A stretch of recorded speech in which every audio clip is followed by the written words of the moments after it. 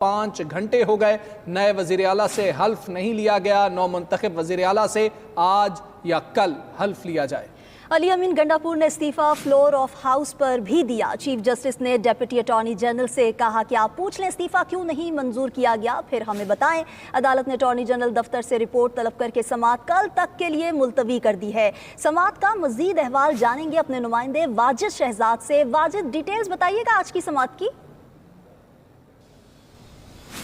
शुक्रिया जी। देखें, आज सुबह ही जो नामजद वज़ीर आला है उसके लिए असम्बली इजलास मुनक्किद हुआ, जिसमें हलफ के लिए जो है वो कहा गया, लेकिन 90 वोट जो हैं वो नामजद वज़ीर आला सुहेल अफरीदी ने लिए। चूँकि जो अली अमीन गंडापुर हैं उसने इस्तीफ़ा दिया, उसके बाद खैबर पख्तूनख्वा में जो सियासी गहमा गहमी है वो रूज पर हो गई थी। इसके बाद जो है असम्बली का इजलास बुलाया गया। असम्बली के इजलास में जो है 90 वोटों से लेकर सुहेल अफरीदी जो है वो नामजद वज़ीर आला उसने वोट लिए, जबकि इसी मद में जो है जो अपोजिशन है उसने बाकायदा तौर पर इसका बायकाट किया और बायकाट करके वॉकआउट असम्बली से किया। इसके अलावा जब दीगर बात की जाए सियासी सूरत हाल के हवाले से तो समरी भी अरसाल की गई। जो स्पीकर हैं बाबर सलीम स्वाति, उसकी जानिब से गवर्नर को बाकायदा तौर पर उस समरी का मतन ये था कि जो नामजद वज़ीर आला है उसके लिए तमाम मामलात जो है वो बेहतर हो गए हैं, वोटिंग भी हो चुकी है, 90 वोट लिए गए हैं। इसके साथ साथ 3 वोट जो है वो हासिल ना कर सके, लेकिन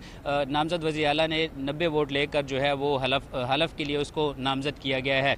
लेकिन उसके बावजूद भी जो हलफ का मामला है वो हाई कोर्ट चला गया। हाई कोर्ट में दरख्वास्त दी गई। बाबर सलीम स्वाति जो स्पीकर हैं खैबर पख्तूनख्वा असम्बली के और अरकान असम्बली ने उन्होंने जो पेशावर हाई कोर्ट है उनको ख़त लिखा कि ख़त में यही लिखा गया कि आइन के आर्टिकल 255 के तहत जो है चीफ जस्टिस पेशावर को ये इख्तियार हासिल है कि वो जो हलफ है वो किसी को भी नामज़द करें और उसके मुताबिक हलफ लें। चूँकि जो गवर्नर है वो हलफ नहीं ले पा रहे, वो शहर में है भी नहीं है, वो इस्लामाबाद में है, तो उसके बावजूद ये जो अरकान असम्बली हैं और बाबर सलीम स्वाति है, तमाम जितने भी पाकिस्तान तहरीक इंसाफ के रुकन है वो हाई कोर्ट में पहुँचे और हाई कोर्ट में जो है दरख्वास्त जमा की और ख़त भी जमा किया।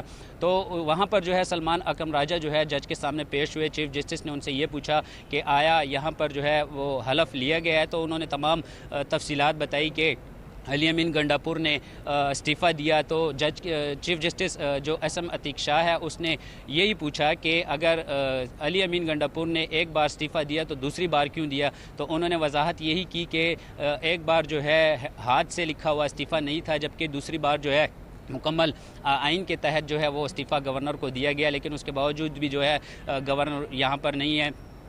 जज ने यह भी पूछा चीफ जस्टिस ने कि गवर्नर कहाँ है, तो उनकी जानिब से ही कहा गया कि अटॉर्नी जनरल ने उसके मुताबिक जवाब दिया कि गवर्नर जो है वो इस्लामाबाद में है, किसी दौरे पर गए हुए हैं और 15 तारीख को जो है वो वापस आएंगे। जबकि चीफ जस्टिस की जानिब से जो समाअत थी वो कल तक मुलतवी की गई और यही कहा गया कि कल जो है दोबारा ये तमाम मामलात सुनेंगे। तो इसके अलावा जो मुख्तलिफ सियासी उमूर हैं, इनके कायदीन हैं जो वो भी सर जोड़ लिए हैं उनकी जानिब से, और खैबर पख्तूनख्वा के नामज़द वज़ीर आला जो सुहेल अफरीदी है उसके लिए सर जोड़ा हुआ है। यही कहा जा रहा है कि जो हलफ है वो लिया जाएगा। तो समरी में भी यही गवर्नर को लिखा गया और चीफ जस्टिस ऑफ पेशावर को भी यही लिखा गया कि जो चीफ जस्टिस है उसको मुकम्मल तौर पर ये इख्तियार हासिल है कि वो किसी को भी नामज़द कर सकते हैं, ख्वाह वो खैबर पख्तूनख्वा असम्बली के जो स्पीकर हैं बाबर सलीम स्वाति उसका नाम दिया जाए ताकि जो हलफ है वो लिया जाए। लेकिन ताहाल गवर्नर की गैर मौजूदगी में वो हलफ नहीं लिया जा सकता